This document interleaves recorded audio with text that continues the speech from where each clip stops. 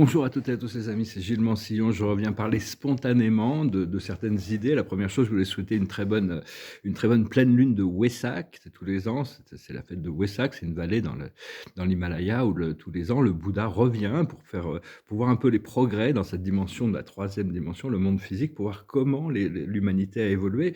Mais récemment, le Bouddha et le Christ ont unifié leurs énergies. Donc il y a vraiment ce retour à la fois du Bouddha et du Christ actuellement.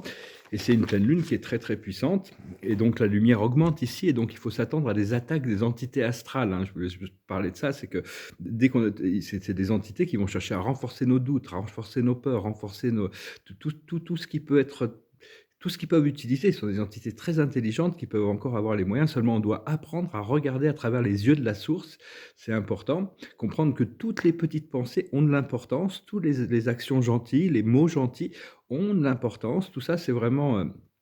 c'est ça, vraiment, ça contribue énormément. Et puis bon, des fois, il faut traverser des moments de doute, hein, et éviter de communiquer sur des choses négatives. Des fois, c'est assez important, mais il faut essayer il faut essayer de se libérer de cette nécessité de partager toutes ces choses. Bon, on m'a demandé de venir parler, donc je suis venu parler. Je n'étais pas dans la plus haute fréquence. Je vous remercie quand même de votre soutien. Je vous remercie pour vos dons, je me souviens de soutenir la chaîne. Et j'ai eu la visite ce matin d'un esprit qui s'appelle Odin. C'est un esprit qui vient d'une dimension, d'une planète, ce qu'on appelle, je sais plus le nom de sa planète, ça va me revenir. Et j'avais rencontré l'autre jour, il y a une semaine ou deux, enfin lui je l'avais déjà rencontré, Odin, il m'avait expliqué que bon, il n'était pas du tout intéressé de ce qui se passait sur Terre, mais il était intéressé dans l'ascension de la planète. Et puis j'ai rencontré Thor et Loki. Ce sont deux de ses enfants. Et avant, Loki, c'était vraiment le dieu des bêtises, hein. Il faisait que des bêtises, mais maintenant, ça y est, j'ai vu qu'il était réaligné avec le bien, hein. Donc, c'est des esprits qui sont assez connus ici. C'est des vrais esprits qui viennent d'une dimension supérieure, qui étaient les dieux celtes, mais qui ont été rendus célèbres assez parce qu'ils sont connus ils ont été mis en scène dans les scénarios de Marvel, de Marvel, des dessins animés. Enfin, c'était des bandes dessinées originellement, maintenant c'est des films. Et donc Odin est venu pour me préparer, hein. Il est venu vraiment m'assister pour me préparer pour ma mission et pour toutes ces choses qui sont devant moi. J'apprécie parce que je suis aussi cette connexion avec... je vais parler des connexions d'âme j'ai vécu de nombreuses vies dans cette civilisation, et, et donc me préparer pour cette mission qui arrive, hein. Et donc, oui, parce que bon, je discutais un petit peu après. Parce qu'il y a beaucoup de, il y a beaucoup, apparemment, il y a beaucoup d'événements qui sont prédestinés. Je ne sais pas si vous recevez des aperçus de ce qui va arriver, hein. Des fois, c'est des choses qui sont prédestinées. Et donc, et je sais que ma présence, je suis, a beaucoup Dieu, l'univers a beaucoup de surprises pour moi. Donc, mais enfin, des fois, on n'a que des aperçus de ce qui arrive, hein. Donc, donc faut juste s'aligner le plus possible, se préparer. Je voulais discuter un petit peu de l'âme. Je sais pas si parce que l'âme, qu'est-ce que c'est que l'âme? L'âme, au départ, il n'y a qu'une âme, il n'y a qu'une seule âme, c'est l'âme de Dieu. Et l'âme, c'est quelque chose qui a commencé au début de l'univers. Officiellement, l'univers du temps et de l'espace ont commencé quand Dieu a créé les 21 anciens des jours. Mais ça, c'était bien avant la création de l'univers. C'est les super administrateurs des 7 super univers du temps et de l'espace. Ça a annoncé la création. Puis après, une action fiduciaire du déité, il y a eu toutes les sphères architecturales qui se sont créées, des milliards d'immenses planètes divines, paradisiaques, qui ont été placées dans les galaxies pour administrer d'un plan céleste tous ces univers. Et donc, et puis là, l'âme de Dieu, elle a comme, dès qu'il y a eu l'expérience, c'était une cellule de mémoire, c'est ni spirituel ni matériel. L'âme, c'est une cellule de mémoire qui enregistre toutes les expériences et qui grandit au fur et à mesure que, enfin, tout ce que je dis ici, c'est relatif, hein. C'est vraiment très relatif à ma compréhension des choses, parce qu'il y a toujours des éléments, on ne pourra jamais décrire la vérité du Créateur, la vérité de Dieu par des mots, hein. Il y a toujours des subtilités, il y a toujours plus qui peut être... Seulement, bon, j'essaye de synthétiser l'idée. C'est donc, L'âme, elle a un début, mais elle a pas de fin en réalité. C'est éternel et cette âme, elle est tellement vaste, elle est et on est tous un fragment unique de cette âme, une étincelle unique de ce grand soleil central et donc il y a eu une fragmentation infinie et chacun de nous était regroupé dans des monades, des groupes d'âmes et une partie de ce groupe d'âmes est descendue dans les dimensions inférieures pour expérimenter et c'est un petit peu chaque âme, on est tous des, chaque âme a été créée à l'image de Dieu, c'est-à-dire avec le potentiel de réalisation, c'est-à-dire qu'on n'a pas été créé égal à Dieu dans la connaissance infinie, mais on est avec le potentiel d'évoluer, puisqu'il fallait bien grandir. Donc on n'est pas tous créés au même niveau, au même endroit, avec les mêmes plans, avec tout ça, mais tout le monde a la même divinité à l'intérieur, au centre. Et donc cette âme, c'est un petit peu comme un arbre qui a ses racines dans l'esprit cosmique, hein, dans la divinité, et qui est éternel. C'est comme en réalité, il nous ressemble il nous ressemble quand il se présente à nous, il nous ressemble parfaitement, mais il est beaucoup plus beau et plus petit. C'est-à-dire, enfin, il peut se présenter dans de nombreuses manières, parce que bon, on a eu des milliers de formes de personnages cette âme, parce que cette âme, d'abord, donc c'est cet arbre, et après il s'est divisé, il y a 12 branches qui sont parties, et chaque branche s'est divisée en 12 branches, et nous on est connecté à une de ces 12 sous-branches, donc, et on doit réunir tout, revenir au centre pour regrouper toutes ces informations, regrouper cette connaissance de notre âme. Notre âme est associée à l'esprit cosmique, il tire toutes les expériences de l'esprit cosmique, le mental de Dieu pour créer toutes ces expériences et dessiner ces expériences à travers l'éternité. On a une monade qui est notre groupe spirituel, hein, c'est dans la 8e dimension, et, euh, et notre âme a décidé de s'incarner, de rentrer sur cette planète Terre. Et donc, on a des âmes sœurs, c'est-à-dire des âmes qu'on rencontre tout le temps. En réalité, il n'y a qu'une seule âme, hein. Donc, tous les âmes, on est tous connectés au niveau de l'âme. Il y a pas, mais il y a des connexions qui sont plus profondes. On les ressent différemment. Et donc, c'est les âmes avec qui on s'incarne encore et encore et encore. Il y en a qui sont positives et négatives, et toutes les âmes cherchent, à la fin de l'expérience, qu'on arrive à la fin du cycle, cherchent l'équilibre. C'est-à-dire de balancer le karma. Mais des fois, il y a le karma où on en rajoute, où on en élimine. Si on peut pardonner, on élimine le karma. Si on veut se venger, on en rajoute. Et ça continue à vitam aeternam. Mais bon, là maintenant, il y a une certaine compréhension. Et donc, mais il n'y a pas une seule âme sœur que l'on a au niveau profond. Il y en a plein, hein, parce qu'on a vécu des milliers de vies, et on a fait beaucoup d'expériences. Donc, on a plusieurs personnes qui sont complètement, parfaitement alignées avec nous-mêmes, qui font partie de notre âme. C'est des connexions, des extensions de notre âme. Cela dit, il y a des âmes qui viennent de toutes les dimensions, de toutes les planètes, qui sont ici incarnées sur Terre. Donc, il y en a qui sont très, très différentes. On a du mal toujours, pas toujours facile de comprendre certaines personnes, ou leur leur voix. Et donc, au plus c'est des ressentis profonds, hein, qui nous connectent. Et l'âme, c'est la force la plus puissante sur Terre. Tout l'amour et toute la créativité vient de l'âme. Si quelqu'un est créatif, c'est parce que c'est son âme qui crée. Le truc, c'est que tous les êtres humains, il y en a qui sont bloqués, qui sont très, très concentrés dans leur ego, dans leur mental inférieur et qui n'écoutent pas leur âme, hein. Donc c'est pour ça que les plans d'âme ne fonctionnent pas toujours. Des fois, on ressent une connexion d'amour profonde avec une âme, mais si la personne n'est pas à l'écoute de son âme, elle est dans sa tête, ça passe à côté et ça devient une expérience, un catalyseur pour notre évolution. Puis bien sûr, il y a les âmes sombres qui sont complètement dépourvues d'accès à la lumière. Et donc, et chaque culture a son âme, chaque pays a son âme, hein. C'est vraiment c'est très très spécifique l'âme, et tous les êtres vivants ont une âme. Même les clones sont des extensions d'une âme. Donc, si quelqu'un est cloné, on va parler des clones. Je vais mettre une vidéo d'ailleurs dans mon canal Telegram sur les clones. Ça s'appelle The Island. C'est des choses qui sont des réalités. Ça va se rentrer dans la conscience collective. Si quelqu'un est cloné, son âme doit intégrer les expériences que le clone subit ou fait.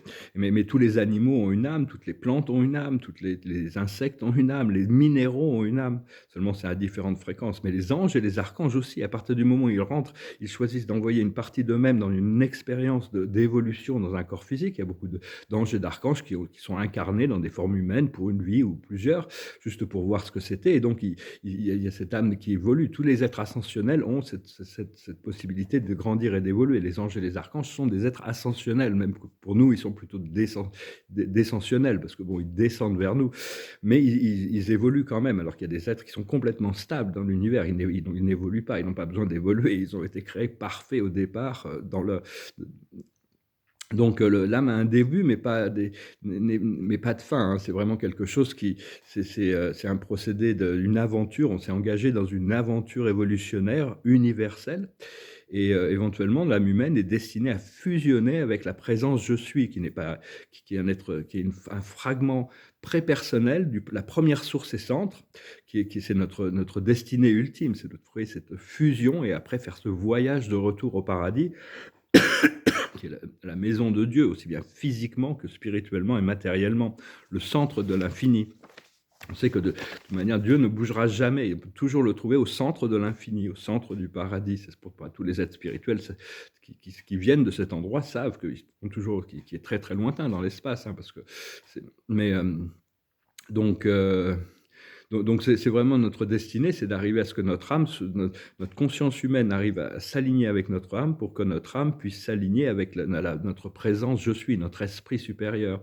Et c'est donc, puis une fois on aura complété cette voie d'ascension du paradis, on aura traversé tous les circuits de l'univers, toutes les écoles d'évolution de l'univers, du super univers, de l'univers central. On aura atteint le paradis, on aura retrouvé Dieu, on fusionnera avec Dieu et on deviendra des normalement, on serait des finaliteurs, mais vu qu'on vient d'une planète en quarantaine, on sera probablement des puissants messagers, on sera trinitisés et on sera envoyé dans les 6 autres super-univers en mission de service. Et donc, mais enfin, le plan de Dieu est beaucoup plus complexe que tout ce qu'on peut expliquer ou comprendre, hein, de toute manière. Donc, c'est juste quelques idées qui, personnellement, bon, parce que je sais que pour moi, en fin de compte, j'ai aucun regret. Des fois, hier, je suis passé par des troubles un peu bizarres, mais en réalité, ma réalisation spirituelle a vraiment une valeur qui, pour moi, qui n'a pas de prix, hein, de toute manière. Donc, peu importe où je suis passé, j'ai aucun regret par rapport à cette vie et cette incarnation. Et donc, et souvent, je parle en dehors de la boîte. C'est-à-dire, j'entends, je ne suis pas schizophrène, je suis connecté. Enfin, je veux dire, la schizophrénie, c'est quand il y a des parties de nous-mêmes qui rentrent en conflit les uns avec les autres. Il faut faire la paix avec ces parties pour pouvoir arriver à commencer à ouvrir notre espace, pour pouvoir recevoir des informations positives. Des fois, on peut se laisser pénétrer, notre conscience peut être pénétrée par des entités astrales qui poussent des peurs, qui poussent des fausses lumières, des fausses visions aussi, hein. Donc, on doit vraiment fermer notre aura, lâcher prise de toutes ces choses, des anciennes mauvaises habitudes qui fractionnent un peu notre aura. Et mais enfin, des fois, je parle de choses qui dépassent un peu comme Jeanne d'Arc, j'entends des voix, mais c'est beaucoup plus que ça, en réalité. C'est une connexion, un être, quand on devient connecté, j'assume que les gens qui écoutent mes vidéos sont déjà bien initiés à toutes ces choses et que bon, parce que bon, on peut passer pour un fou de dire que, parce que prier, demander à Dieu les choses, c'est quelque chose qui est accepté dans la société, mais que Dieu nous réponde, on est forcément des fous si on entend que Dieu nous répond, alors que Dieu répond toujours oui à toutes les prières. C'est juste une question d'alignement ou de réceptivité sur la sagesse de pourquoi oui, pourquoi non. Enfin, pourquoi comme ci, pourquoi comme ça. Mais enfin, c'est bien de, de faire de l'espace dans son esprit pour pouvoir recevoir les informations du monde spirituel, hein, et continuer à agir dans les plans internes, agir dans les plans astraux. Il y a énormément de choses qui se passent dans les plans astraux. Et mais il y a beaucoup de mystères aussi par rapport je reçois beaucoup d'informations, mais j'ai beaucoup de mystères sur les plans de mon âme, hein. Je reçois c'est juste des aperçus. C'est comment quand on reçoit un aperçu, c'est comment on le lit. Est-ce qu'on le lit comme ci ou on le lit comme ça aussi, hein? Ça permet selon si on le lit comme ci ou comme ça conditionne la réflexion de ce qui arrive. Cela dit, si les plans d'âme sont solides à ce moment-là, enfin, si c'est vraiment ancré, il n'y a pas vraiment de choix à la fin, hein, de toute manière. Et l'âme peut se manifester de toutes sortes de manières. Notre âme, c'est quelque chose d'extrêmement beau, mais il y a beaucoup d'êtres humains qui se comportent tellement mal que leur âme les abandonne et après la fin de leur vie, ils deviennent des ombres. Ils n'ont plus la connexion avec leur âme, hein. J'étais envoyé dans ces endroits. Ils attendent maintenant, ils savaient des millénaires qui sont là-bas, ils attendent, ils savent pas, ils attendent que Dieu vienne les libérer. Alors, je sais pas trop ce qui va se passer avec ça, mais et en réalité, quand on peut consulter la cache, on voit on a été, on a pris des formes, toutes sortes de formes, des personnages dans l'histoire, anonymes ou célèbres d'ailleurs. Quand c'est quelqu'un qui est célèbre et qui est encore dans la conscience collective de l'humanité, on peut trouver ces personnages dans les plans astraux. C'est-à-dire c'est nous, mais c'est pas nous vraiment. Mais bon, on sait que moi, je sais qu'il y a des vies passées que j'ai eues, je me suis rencontré dans ces formes-là, dans les plans astraux. Et donc, tout ce qui a un impact sur la conscience humaine va continuer à exister et de plus en plus, on va apprendre à vivre et continuer de travailler dans ces plans astraux. Et donc, voilà, hein, je sais que je vais avoir besoin d'écrire une série de livres bientôt, hein, pour organiser toute cette information. Je ne sais pas comment ça va être structuré. Je sais qu'il va y avoir ça va être des beaux livres, ils vont être illustrés. Je vais certainement enlever toutes ces vidéos, hein, quand je vais commencer frais de toute manière. Et donc, on va voir comment ça va s'organiser. Et, mais oui, bon, bah, pas possible par rapport à des corrections d'âme. Des fois, c'est très mystérieux, hein. Là, je sais que, par exemple, il y a l'esprit qui est constamment en train de restaurer ma confiance dans cette relation possible future, hein. Parce que j'arrête pas de recevoir des drapeaux rouges, hein, ce qui me donne l'impression que c'est du karma et c'est pas de l'amour. Mais bon, tout le monde spirituel est constamment en train de me demander d'être gentil, d'être patient, parce qu'il y a toutes sortes il y a des transgressions constantes qui me forcent à toujours devoir pardonner et continuer à avancer. C'est très challenging. Mais bon, avec ou sans elle, je sais que je vais bientôt pouvoir m'amuser de toute manière et me libérer. Donc, mais enfin, parce que bon, j'ai l'impression que j'ai été exilé de ma vie il y a quelque temps, hein, donc maintenant j'ai essayé le retour à Ithaque. C'est une histoire symbolique, c'est Homère, l'Odyssée, c'est de passer du chaos au retour à l'ordre divin, hein. C'était Ulysse qui avait été envoyé dans cette guerre terrible, qui a dû abandonner sa femme, son royaume et tout ça, et pour aller dans cette guerre de Troie qui finalement a mis 8 ans pour revenir à Ithaque, son royaume, où l'ordre divin. Donc c'est vraiment, là, je suis vraiment très... je sais quand les choses vont commencer, je vais être un peu pressé. Et donc, je vais être un peu pressé d'avancer quand même, hein. On va voir comment ça va se passer parce que bon, j'ai commencé un grand projet qui va me prendre 20 ans. Je voulais le commencer, j'étais prêt à le commencer quand j'avais 40 ans, mais ça fait 20 ans maintenant qu'il y a en préparation. Donc, je sais que j'ai au moins 15 ans de travail, hein, avec ce projet. Donc, si Dieu me prête vie et me garde la santé et me donne toutes les ressources nécessaires, je sais que de toute manière, tout va bien se passer. Puis on verra, il faut prendre les choses jour après jour, un moment après l'autre. Mais Oda m'a vraiment aligné ce matin avec cette énergie de ce qui arrive, hein, de préparer pour ça. Donc voilà. Bon, écoutez, je venais vous saluer aujourd'hui. J'espère que vous passez une bonne journée. Vous souhaitez une bonne fête de Wesak. C'est la pleine lune de Wesak. C'est vraiment il y a le Christ et le Bouddha qui augmentent leur présence dans le monde physique, hein. Puis il y a vraiment toutes sortes de pouvoirs supérieurs, de conscience supérieure qui continuent à se rapprocher au fur et à mesure que ne communiquez pas sur les choses négatives, hein, essayez d'éviter, parce que des fois ces énergies négatives se transportent dans les choses, il faut essayer d'éviter le plus possible. Je vais chanter une chanson qui correspond un peu à mon état d'esprit, j'en ai un peu pris au hasard, puis je vais tirer quelques oracles d'abord. Tiens, on va voir la carte de la journée. Je sais plus ce que j'avais comme carte de... Ah oui, l'histoire sans fin, c'est-à-dire lâcher prise de tous les drames, parce que là, c'est très très difficile de maintenir cette connexion avec cette jeune femme. Mais on me dit que c'est mieux de quand même garder la porte, de pas. Le pont est fermé, mais bon, faut pas brûler le pont quand même, quoi. C'est voir les signes, hein, ici, ça s'appelle le message dans la bouteille, apprendre à lire les signes de l'esprit, hein, quand on est guidé quand même. Je vais tirer une carte pour la cache. On va voir un petit peu ce que la cache veut nous dire aujourd'hui. C'est le pardon. Le pardon inconditionnel. Pardonnez-vous, je me pardonne. Je me pardonne, parce que j'ai perdu beaucoup de temps, hein, je me rends compte. Maintenant, j'ai fait un petit saut quantique ce matin, je suis assez content. On va voir si ça tient, j'espère que ça va durer. Je vais finir avec cette chanson, c'est une vieille chanson allemande, c'est une version française d'une chanson allemande, ça s'appelle La Marche des Anges. Mon cœur se trouve au bout du monde, et moi je vis au jour le jour, comptant les heures et les secondes, me séparant de ton amour. Quand on se reverra, ma vie renaîtra, et je sécherai mes pleurs. Près de toi, mon ange, près de toi, en trouvant l'oubli des jours désunis, résonnera dans nos cœurs la marche des anges. Pour voir la fin de ma souffrance, je prie le ciel de me guider vers le pays de notre enfance, où tu te meurs à m'espérer. Vienne le jour de ma victoire, écrasant les années passées, où l'amour a vécu sans gloire. Vienne avec toi le temps d'aimer.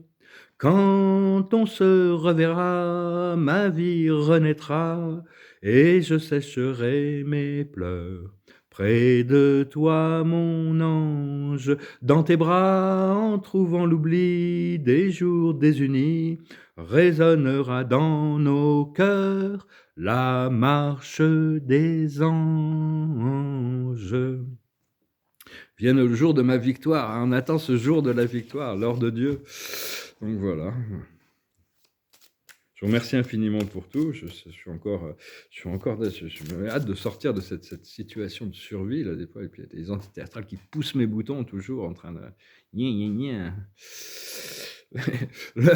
L'observateur de la journée, c'est la générosité. On va pouvoir être généreux, ça va être bien quand même de pouvoir. Bon, on peut partager que ce qu'on a, hein, mais bon, ça va être bien de pouvoir de pouvoir partager de pouvoir continuer à être généreux aussi bien dans nos jugements. Il faut arriver à pardonner tout le monde. Il faut arriver à s'élever au-dessus des choses.